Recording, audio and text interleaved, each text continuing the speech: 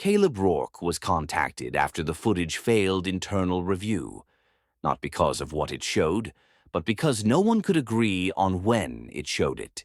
The file had already been reviewed. Twice. Each review came back different.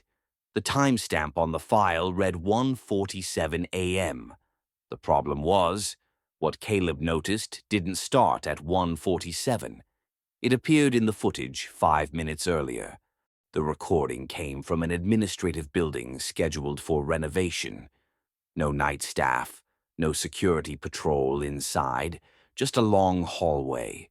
Fluorescent lights, motion cameras that rarely caught more than dust. Caleb almost closed the file. Almost. Because in the first pass, barely noticeable, something moved near the far end of the hall. Not fast, not sudden, just present. Caleb scrubbed backward.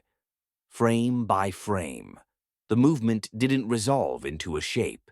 It didn't trigger the motion overlay. It simply occupied space.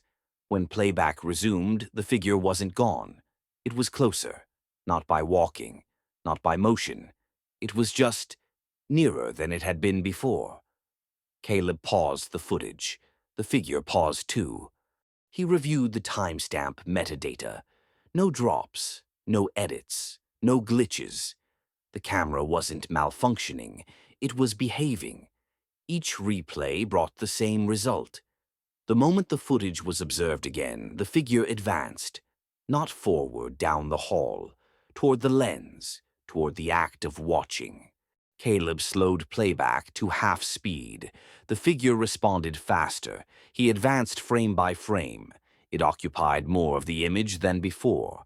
At one point, the timestamp in the corner of the recording became partially obscured, blocked, not erased, blocked, as if something had stepped in front of time itself.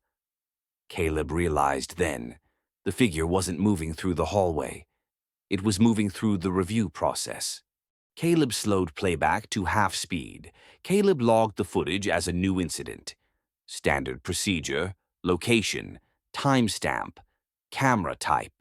As he entered the details, the system auto-completed one field, case file 041. Caleb stopped typing. That number was already assigned. He pulled the older file. Different building, different year, different camera. Same hallway layout, same camera angle, and the same note, written in his own formatting. Movement appears earlier with each review. Caleb didn't remember writing it. He reopened the footage, not to confirm what he'd seen, but to see how much time it had gained. On the final playback, the hallway was gone. The camera angle hadn't changed. The timestamp was still there. But the image now showed a small room, a desk, a chair, a familiar angle. It was the room Caleb was sitting in. The same overhead light, the same hum. The figure stood just out of frame, close enough that the lens struggled to focus. Caleb stopped the recording. He didn't rewind it. He didn't check the timestamp again, because he finally understood something the file had been waiting to show him. The footage wasn't documenting an event. It was responding to attention. And it hadn't changed until Caleb looked at it.